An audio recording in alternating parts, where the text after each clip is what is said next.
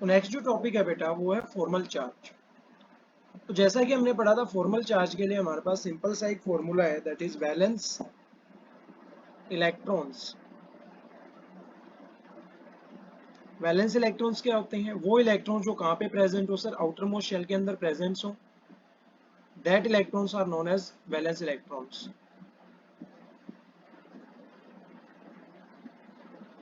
Minus में total non bonding electrons.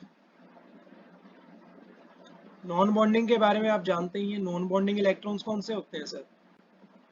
Non bonding का मतलब क्या है? जो बॉन्ड के अंदर पार्टिसिपेट ना कर रहे हो, that is lone pair electrons भी कह सकते हैं हम।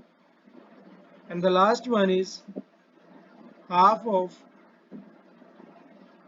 बॉन्डिंग इलेक्ट्रॉन्स, जो बॉन्ड के अंदर क्या कर रहे हैं सर? पार्टिसिपेट कर रहे हैं।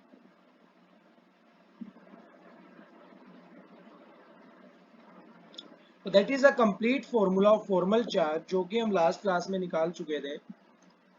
हमने बताया था कि फॉर्मल चार्ज क्या होता है sir? It gives information about the most stable structure of covalent compound. तो यहाँ पे हमने कंप्लीट कंपाउंड्स पे चार्ज निकालना सीखा था, अब हम निकालेंगे किसी भी प्रॉपर एलिमेंट के ऊपर चार्ज। तो क्वेश्चन ये आता है सर, क्या हमें ये कंप्लीट फॉर्मूला लगाना पड़ेगा बार बार फॉर्मल चार्ज निकालने के लिए? नहीं बेटा, आपको बार बार फॉर्मूला लगाने की जरूरत नहीं है। अगर हमारे पास कोई एलिमेंट है, एलिमेंट हैज इलेक्ट्रॉन्स, हमारे पास कोई भी एक एलिमेंट है जिसके अंदर क्या है? इलेक्ट्रॉन्स प्रेजेंट है। कौन से इलेक्ट्रॉन्स? मान लो हमारे पास वैलेंस इलेक्ट्रॉन्स प्रेजेंट है, सिर्फ और सिर्फ कितने इलेक्ट्रॉन्स प्रेजेंट है सर? वैलेंस इलेक्ट्रॉन्स हैं, तो हमारे पास फॉर्मल चार्ज कितना होगा सर? फॉर्मल चार्ज होगा हमारे पास 0। अब मान लो सर हमारे पास वैलेंस इलेक्ट्रॉन से एक्सीड हो गई, हमारे पास वैलेंस इलेक्ट्रॉन्स तो है ही, लेकिन n नंबर ऑफ इलेक्ट्रॉन्स के आगे ज्यादा आ गए। तो अगर हमारे पास n नंबर ऑफ इलेक्ट्रॉन्स ज्यादा आ जाते हैं तो फॉर्मल चार्ज हो जाता है सर हमारे पास -n। बात करें बेटा वैलेंस इलेक्ट्रॉन्स -n की, तो अगर वैलेंस इलेक्ट्रॉन्स -n है तो हमारे पास फॉर्मल चार्ज कितना हो जाता है? +n हो जाता है।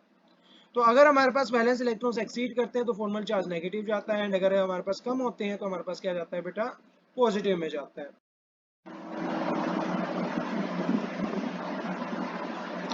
सो फॉर एग्जाम्पल ले लेते हैं सर, एग्जाम्पल से ज्यादा समझ में आएगा। तो एग्जाम्पल के लिए बेटा हम बात कर सकते हैं, यहाँ पे हमारे पास क्या है सर? हाइड्रोजन है, कार्बन है, कार्बन के ऊपर हाइड्रोजन, कार्बन के नीचे हाइड्रोजन, एंड साथ में बेटा हमारे पास नाइट्रोजन, नाइट्रोजन डबल बॉन्ड बना रहा है ऑक्सीजन के साथ, एंड सिंगल बॉन्ड बना रहा है फर्दर ऑक्सीजन के साथ। तो आप यहाँ पे ध्यान से देखोगे बेटा, तो कार्बन जो है, कार्बन की वैलेंसी कितनी होती है? कार्बन की वैलेंसी कितनी होती है सर? 4 होती है। 4 होती है। बॉन्ड कितनी बना रहा है सर? 1 2 3 4। मतलब जितने वैलेंस इलेक्ट्रॉन्स है उतनी हमारे पास क्या हो रही है? बॉन्ड फॉर्मेशन हो रही है। तो इसका फॉर्मल चार्ज कितना आएगा हमारे पास? 0। जबकि बात करें बेटा हम नाइट्रोजन की, तो नाइट्रोजन के अंदर वैलेंस इलेक्ट्रॉन्स कितने होते हैं? नाइट्रोजन के अंदर वैलेंस इलेक्ट्रॉन्स कितने होते हैं? नाइट्रोजन का एटॉमिक नंबर 7। पहली शेल में कितने इलेक्ट्रॉन्स आएंगे सर? पहली शेल में आएंगे 2 इलेक्ट्रॉन्स। दूसरी शेल में 5 इलेक्ट्रॉन्स। अब 5 इलेक्ट्रॉन्स आ रहे सर, बॉन्ड कितने की बना रहा है? 1 2 3 4, 4 बॉन्ड बना रहा है सर। जबकि हमारे पास वैलेंस इलेक्ट्रॉन्स कितने हैं? 5 है, मतलब एक की क्या है? कमी है। तो वैलेंस इलेक्ट्रॉन्स -1, तो फॉर्मल चार्ज कितना आएगा बेटा? +1। फॉर्मल चार्ज कितना आएगा सर यहाँ पे? +1। तो नाइट्रोजन के ऊपर कितना चार्ज आ रहा है सर? 1 आ रहा है, जबकि कार्बन के ऊपर कितना आ रहा है? 0 आ रहा है। इसी तरीके से बेटा हम निकाल सकते हैं ओजोन के ऊपर। मान लो हमारे पास एक ऑक्सीजन है, ऑक्सीजन डबल बॉन्ड बना रहा है ऑक्सीजन के साथ, एंड सिंगल बॉन्ड बना रहा है एक और ऑक्सीजन के साथ। यहाँ पे हमारे पास इस ऑक्सीजन के ऊपर एक लोन पेयर है, इस ऑक्सीजन के ऊपर 2 लोन पेयर्स हैं, एंड इस ऑक्सीजन के ऊपर 3 लोन पेयर्स हैं। तो अगर आपको इसका फॉर्मल चार्ज निकालना है तो आप यहाँ पे देख सकते हो। अच्छा, ऑक्सीजन जो होता है, ऑक्सीजन का एटॉमिक नंबर कितना होता है सर? 8 होता है। पहली शेल में कितने इलेक्ट्रॉन्स आएंगे सर? पहली शेल में आएंगे 2 इलेक्ट्रॉन्स। दूसरी शेल में सर, दूसरी शेल में 6 इलेक्ट्रॉन्स। तो 6 कितने होते हैं? वैलेंस इलेक्ट्रॉन्स होते हैं। तो 1 2 3 4 5 6, तो 6 वैलेंस इलेक्ट्रॉन्स है। यहाँ पे हमारे पास फॉर्मल चार्ज कितना आएगा सर? 0 आएगा। जबकि बात करें बेटा हम इस ऑक्सीजन की, तो इस ऑक्सीजन के अंदर हमारे पास 1 2 3 4 और एक 5 वैलेंस इलेक्ट्रॉन्स है। 5 वैलेंस इलेक्ट्रॉन्स है, मतलब एक की कमी है। एक की कमी है तो हमारे पास चार्ज कौन सा आएगा बेटा, पॉजिटिव वन आएगा। जैसा कि आपने यहाँ पे देखा था, नाइट्रोजन के अंदर 5 वैलेंस इलेक्ट्रॉन्स थे, 4 बना रखी थी, एक की क्या थी, कमी थी, एक की कमी थी तो -1, फॉर्मल चार्ज कितना आया, +1। यहाँ पे हमारे पास क्या है सर, ऑक्सीजन के ऊपर एक की कमी है, एक की कमी है तो चार्ज कितना आएगा, +1। जबकि आप यहाँ पे देख सकते हो सर 1 2 3 4 5 6 7 वैलेंस इलेक्ट्रॉन्स है। 7 वैलेंस इलेक्ट्रॉन्स का मतलब क्या है, एक एक्स्ट्रा है तो फॉर्मल चार्ज कैसा आएगा, -1। क्योंकि अगर हमारे पास वैलेंस में +n इलेक्ट्रॉन्स होते हैं तो फॉर्मल चार्ज आता है -n, और अगर -n इलेक्ट्रॉन्स होते हैं तो फॉर्मल चार्ज आता है +n। तो यहाँ पे सर हमारे पास एक इलेक्ट्रॉन ज्यादा था तो हमारे पास फॉर्मल चार्ज आया -1, एक इलेक्ट्रॉन की कमी थी तो फॉर्मल चार्ज आया +1। इसी तरीके से हम एक और कर सकते हैं सर, नाइट्रोजन। नाइट्रोजन के ऊपर क्या लगे हुए हैं सर, 4 हाइड्रोजन्स लगे हुए हैं। अच्छा, ये मैंने आपको अभी अभी कराया है, बिल्कुल अभी अभी कराया है कि नाइट्रोजन का एटॉमिक नंबर कितना होता है सर, 7 होता है। पहली शेल में कितने इलेक्ट्रॉन्स, पहली शेल में सर हमारे पास कितने इलेक्ट्रॉन्स आते हैं, 2, दूसरी में कितने हैं, 5। तो 5 इलेक्ट्रॉन्स हैं सर, इलेक्ट्रॉन्स कितने हैं आउटर मोस्ट शेल में, 5 है। जबकि ये बॉन्ड कितनी बना रहा है सर, 4 बॉन्ड बना रहा है। 4 बॉन्ड बना रहा है मतलब एक इलेक्ट्रॉन की क्या है हमारे पास, कमी है। कमी है तो किससे डिनोट करते हैं, -1 से।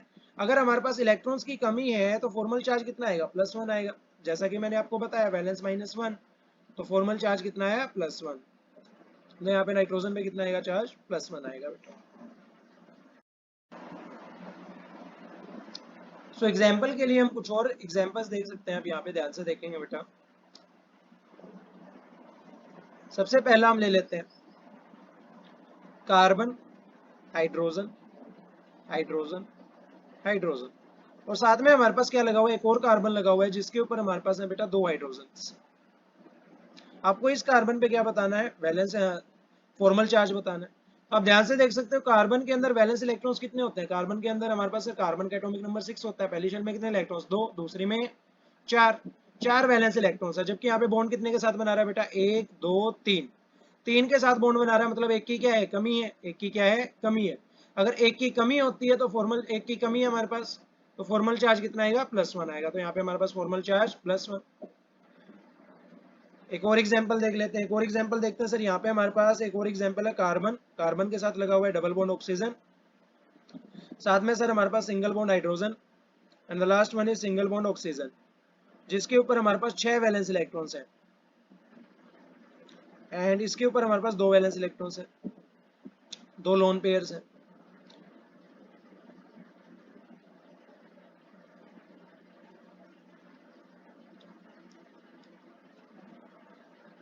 तो आप देख सकते हो बेटा कार्बन चारों बॉन्ड्स बना रहा है, चारों बॉन्ड्स बना रहा है तो इसके ऊपर फॉर्मल चार्ज कितना आएगा, 0 आएगा। जबकि ऑक्सीजन जो है 1 2 3 4 5 6, अरे ये भी 6 इलेक्ट्रॉन्स बना रहा है तो इसके ऊपर भी फॉर्मल चार्ज कितना आएगा, 0 आएगा, क्योंकि ऑक्सीजन बनाते कितना है, ऑक्सीजन के अंदर वैलेंस इलेक्ट्रॉन 6 ही होते हैं। जबकि बात करें हम इस ऑक्सीजन की तो 1 2 3 4 5 6 और एक 7, एक बॉन्ड के साथ भी बना रहा है, 7 इलेक्ट्रॉन्स बना रहा है। 7 का मतलब एक क्या है हमारे पास, एक्स्ट्रा, एक एक्स्ट्रा होता है तो फॉर्मल चार्ज कैसा आता है, -1। तो यहाँ पे हमारे पास फॉर्मल चार्ज क्या आएगा, -1 आएगा। थर्ड वन है सर हमारे पास CH2, नाइट्रोजन, नाइट्रोजन के साथ लगा हुआ है ट्रिपल बॉन्ड नाइट्रोजन।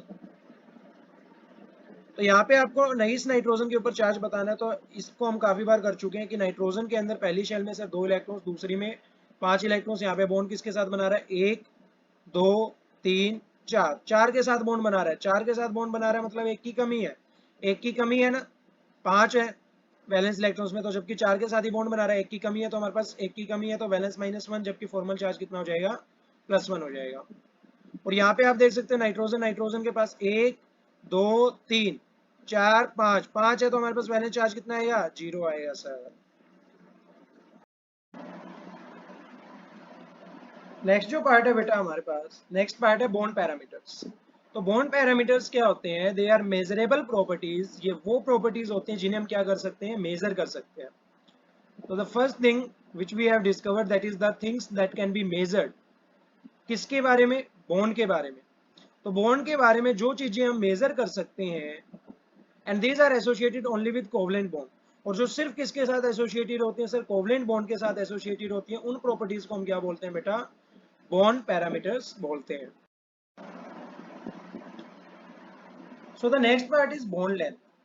तो बॉन्ड लेंथ के बारे में पढ़ेंगे बेटा।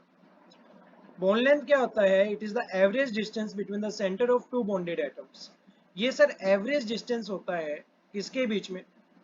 सेंटर्स के बीच में। किसके सेंटर्स के बीच में सर? दो बॉन्डेड एटम्स के सेंटर्स के बीच में। तो मान लो हमारे पास एक सेंटर, एक एटम है हमारे पास A and the next atom is B. तो ए का कुछ ना कुछ क्या होगा हमारे पास बेटा? एटम के अंदर पहली शेल होगी, पहली शेल के अलावा सर दूसरी शेल होगी। तो सेंटर से लेके आउटर मोस्ट शेल तक का डिस्टेंस होगा, जिसे हम क्या बोलेंगे बेटा? रेडियस ऑफ ए बोलेंगे। और बात करें हम सेकंड एटम की, तो सेकंड एटम का भी क्या होगा? कुछ ना कुछ डिस्टेंस होगा सर आउटर मोस्ट शेल तक। उस डिस्टेंस को हम क्या बोलेंगे सर? रेडियस ऑफ बी बोलेंगे। तो सर यहाँ पे हमारे पास सेंटर से लेके आउटर मोस्ट शेल तक का डिस्टेंस आ गया पहले एटम का और दूसरे एटम का। इन दोनों के एवरेज डिस्टेंस को हम क्या बोलते हैं बेटा? बॉन्ड लेंथ बोलते हैं। तो एवरेज डिस्टेंस हम कैसे निकालते हैं? आर ए बी से, या फिर इसे हम डी ए बी भी कहते हैं। जो कैसे निकलेगा सर? आर ए प्लस में आर बी अपॉन में 2 से। या फिर इसका एक और फॉर्मूला भी होता है सर, जो हम फैक्टर्स अफेक्टिंग से बाद में क्या करेंगे? डिस्कस करेंगे। पहले हम इसके बारे में फैक्टर्स पढ़ेंगे, जो जो फैक्टर्स इसको क्या करते हैं सर? इफेक्ट करते हैं। तो नेक्स्ट पार्ट है बेटा हमारे पास factors on which bond length depends. वो फैक्टर जिनके ऊपर सर बॉन्ड लेंथ क्या करती है? डिपेंड करती है। तो सबसे पहला फैक्टर आता है साइज ऑफ द एटम्स। तो bigger the size of the atom more is the bond length. जितना ज्यादा साइज होगा बेटा हमारे पास किसी भी एटम का, उतनी ज्यादा हमारे पास क्या होगी? बॉन्ड लेंथ होगी। अच्छा, इसको समझ सकते हैं, ध्यान से सुनना। एक तो हमारे पास क्या है सर? ऑक्सीजन और ऑक्सीजन की बॉन्ड है। तो यहाँ पे हमारे पास ऑक्सीजन में क्या होती है? पहली शेल होती है, पहली शेल में 2 इलेक्ट्रॉन्स आते हैं, उसके बाद दूसरी शेल में 8 इलेक्ट्रॉन्स आते हैं। इसी तरीके से पहली शेल में 2 इलेक्ट्रॉन्स आएंगे, दूसरी शेल में कितने इलेक्ट्रॉन्स आएंगे सर? दूसरी शेल में 8 इलेक्ट्रॉन्स आएंगे। दोनों के बीच में क्या बनेगी सर? बॉन्ड बनेगी। जबकि बात करें बेटा हम सल्फर सल्फर की, तो पहली शेल के अंदर 2 इलेक्ट्रॉन्स आएंगे, दूसरी शेल में 8 इलेक्ट्रॉन्स आएंगे, और तीसरी शेल में कितने इलेक्ट्रॉन्स आएंगे सर? 6 इलेक्ट्रॉन्स आएंगे। पहली शेल में 2, दूसरी में 8 सर, और तीसरी में 6। तो आप देख सकते हो बेटा, यहाँ पे हमारे पास पहली शेल में 2, दूसरी में 8 है। यहाँ पे पहली शेल में 2 है, दूसरी में 8 है। टोटल इलेक्ट्रॉन्स कितने हैं? 10 है। टोटल इलेक्ट्रॉन्स कितने हैं? 10 है। इलेक्ट्रॉन के ऊपर चार्ज कौन सा होता है सर? इलेक्ट्रॉन के ऊपर चार्ज कौन सा होता है? नेगेटिव। चलो यहाँ बताओ सर, यहाँ पे क्या है फिर? 2 8 6। यहाँ पे कितने इलेक्ट्रॉन्स है? 16 इलेक्ट्रॉन्स है। और यहाँ पे भी कितने हैं बेटा? 16 इलेक्ट्रॉन्स है। तो यहाँ पे सर 10 इलेक्ट्रॉन है, 10 इलेक्ट्रॉन है। इलेक्ट्रॉन के ऊपर नेगेटिव चार्ज है। नेगेटिव के बीच में अट्रैक्शन होती है क्या? नहीं सर, अट्रैक्शन तो नहीं होती है। क्या होती है? रिपल्शन होती है। तो इनके बीच में रिपल्शन होगी और इनके बीच में रिपल्शन होगी। तो सर 10 इलेक्ट्रॉन ज्यादा रिपेल करेंगे या फिर 16 इलेक्ट्रॉन ज्यादा रिपेल करेंगे? बिल्कुल जाहिर सी बात है सर, 16 इलेक्ट्रॉन्स क्या करेंगे? ज्यादा रिपल्शन करेंगे। और ज्यादा रिपल्शन करेंगे तो ये ज्यादा दूर जाना चाहेंगे। ज्यादा दूर जाएंगे तो इनके बीच में जो डिस्टेंस आ रहा है, ये डिस्टेंस क्या हो जाएगा बेटा? इंक्रीज हो जाएगा, and the bond length will be more as compare to oxygen. And therefore, if we increasing the size of an atom, the bond length will also increases. Next है sir multiplicity of a bond. If there is a single bond, अगर हमारे पास एक single bond है, bond length is longer, तो bond length ज्यादा होगी as compare to bond length in double और triple bond. As compare to double और ट्रिपल बॉन्ड, तो सिंगल बॉन्ड की जो बॉन्ड लेंथ होती है वो ज्यादा होती है एज कंपेयर टू डबल और ट्रिपल। ये पढ़ेंगे हम हाइब्रिडाइजेशन से और भी अच्छे तरीके से पढ़ेंगे, क्योंकि यहाँ पे सिंगल बॉन्ड की हाइब्रिडाइजेशन होती है sp3, डबल की होती है sp2, and the last one की होती है हमारे पास sp। ये हम आगे कंसीडर करेंगे। That is the reason bond length of alkanes. इसीलिए बेटा हमारे पास अल्केन्स की जो बॉन्ड लेंथ होती है, अल्केन्स के बीच में कैसी बॉन्ड लेंथ होती है? सिंगल। वो ज्यादा होती है किससे सर? अल्कीन से। और अल्कीन्स की ज्यादा होती है सर किससे? ट्रिपल बॉन्ड से।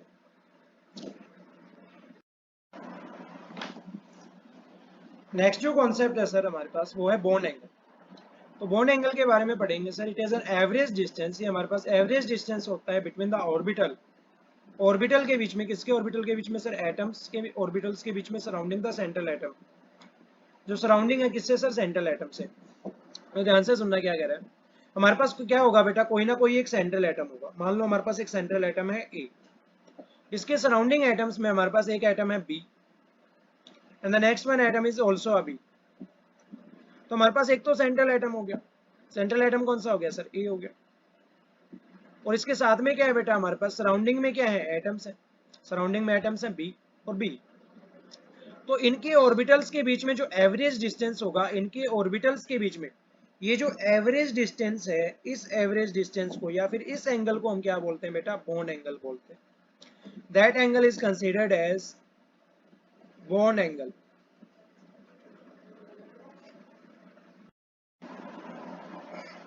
एग्जाम्पल के लिए आप देख सकते हो। अच्छा, मेन जो बॉन्ड एंगल का तरीका है बेटा, बॉन्ड एंगल का जो तरीका है आपका, उसे हम निकालते हैं हाइब्रिडाइजेशन से। हाइब्रिडाइजेशन मैंने आपको अभी तक कराया नहीं है, इसीलिए मैं अभी आपको थोड़ा बहुत आइडिया दूंगा इसका, बाद में हमें पता चल जाएगा। अब अभी भी हमने क्या पढ़ा कि हमारे पास एक सेंट्रल एटम होगा, सेंट्रल एटम के सराउंडेड में एटम्स होंगे, और इन दोनों के बीच में जो बॉन्ड एंगल आ रहा होगा उसे हम क्या बोलेंगे, बॉन्ड एंगल बोलेंगे। अब ये जो सराउंडिंग है, ये जो सेंट्रल एटम है ना, इसकी हम क्या निकाल सकते हैं, हाइब्रिडाइजेशन निकाल सकते हैं। क्या निकाल सकते हैं, हाइब्रिडाइजेशन। अब मान लो ये सेंट्रल एटम की हाइब्रिडाइजेशन आ रही है sp3, तो इनके बीच में बॉन्ड एंगल होगा बेटा 109 डिग्री का, 109.48 डिग्री। अगर इनकी हाइब्रिडाइजेशन आ रही है sp2, तो इसके बीच में बॉन्ड एंगल होगा 120 डिग्री का। इनके बीच में हाइब्रिडाइजेशन आ रही है sp, तो इनके बीच में बॉन्ड एंगल होगा 180 डिग्री का। तो अगर हम इसके हाइब्रिडाइजेशन निकाल लें तो भी हम क्या निकाल सकते हैं, बॉन्ड एंगल निकाल सकते हैं। वो हम करेंगे आगे की क्लासेस में कंसीडर, जब हमारे पास एक प्यारा सा टॉपिक कंसीडर करेंगे हम, that is known as hybridization. अभी हमारे पास हाइब्रिडाइजेशन नहीं है, तो मैं भी आपको सिर्फ एक आइडिया देना चाहूंगा। जैसा कि आपने पढ़ा होगा प्रीवियस क्लासेस में CH4 के बारे में। CH4 क्या होती है सर, मीथेन गैस होती है। मीथेन गैस होती है सर, मीथेन गैस होती है, इसमें जो कार्बन की हाइब्रिडाइजेशन होती है sp3 होती है। sp3 होती है तो सर बॉन्ड एंगल कितना होता है, बॉन्ड एंगल होता है बेटा 109.48 डिग्री। तो यहाँ पे सर एक कार्बन होता है, एक यहाँ पे हमारे पास दो हाइड्रोजन्स लगे होते हैं प्लेन में, एक इस कार्बन के बिल्कुल ऊपर रखा होता है, इस कार्बन के बिल्कुल ऊपर बाहर की तरफ, बाहर की तरफ रखा होता है, तो बेटा उसे हम डिनोट करते हैं वेज से। वेज से डिनोट करते हैं अगर ये हमारे पास बाहर की तरफ आ रहा है जेड एक्सिस में, और इसके पीछे की तरफ जा रहा है तो उसे हम डिनोट करते हैं डैश से, इन बैक ऑफ कार्बन। और ये हमारे पास क्या होता है बेटा, वेज क्या होता है, इन फ्रंट ऑफ कार्बन। तो इनके बीच में जो बॉन्ड एंगल आता है बेटा, that bond angle is 109.48 degree. मतलब हमारे पास सेंट्रल एटम से, सेंट्रल एटम के भी जो सराउंडेड एटम्स हैं, इन सराउंडेड एटम्स के बीच में जो लीस्ट डिस्टेंस है, इसे हम क्या बोलते हैं, बॉन्ड एंगल। तो ये था बेटा हमारे पास बॉन्ड एंगल।